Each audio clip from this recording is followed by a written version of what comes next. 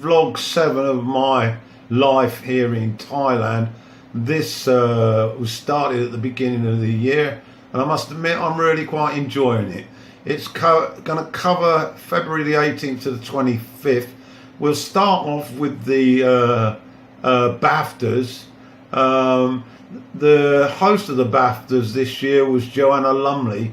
She replaced Stephen Fry, and she did a pretty good job. There were a few surprises. The big prize, best film, went to 3 Billboards in Epping, Missouri, and Frances McDormand took away with the prize for Best Actress for her role in that movie.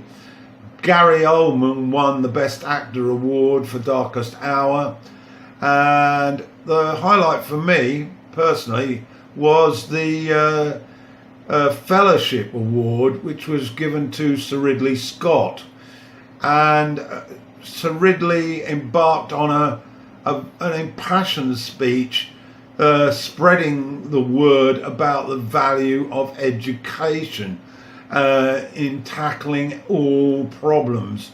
I was particularly impressed by the way he emphasized how poor education leads to political abuse and political malpractice, and an educated society ensures there's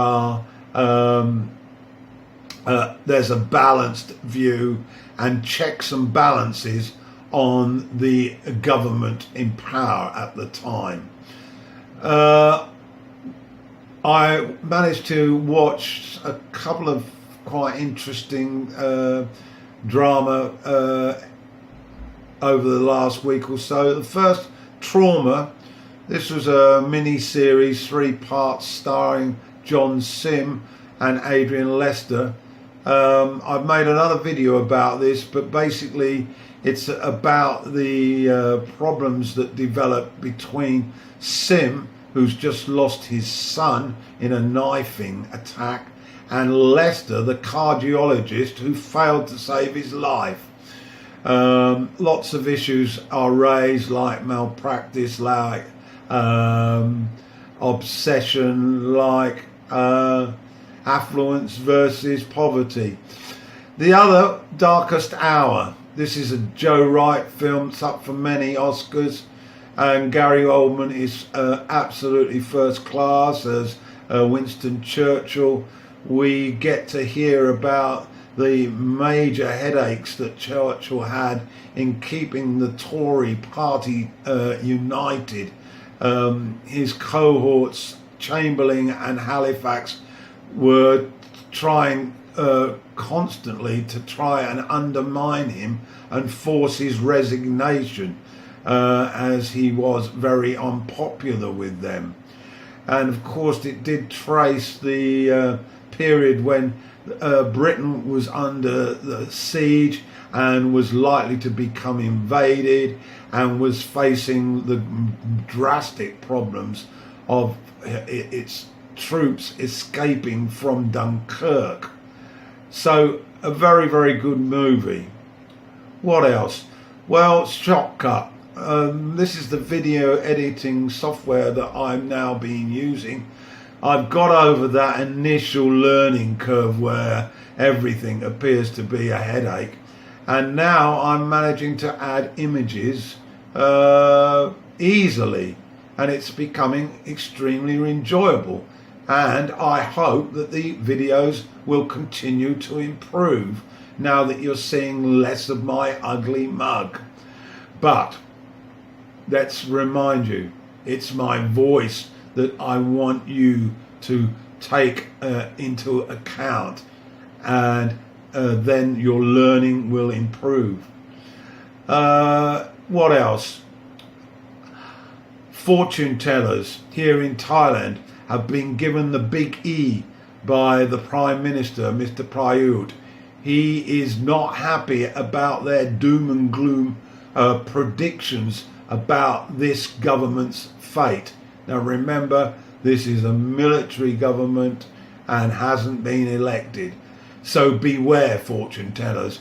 You could well be ending up in prison. The school holidays have arrived, so the absenteeism has risen, and the consequence of that is no money. This is to finish off the vlog 7 from February the 18th to the 25th. Just touch on football. Man United won the big match last Sunday against Chelsea. It brought Mourinho together with his old foe Conte, and of course against his old club Mourinho, always a little bit more competitive, and United won 2-1 after a slow start when Chelsea were the better side.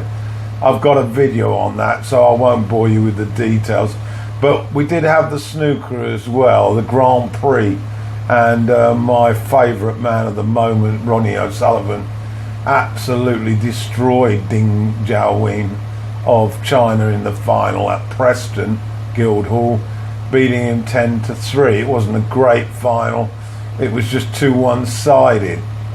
So that's about it for that period of time.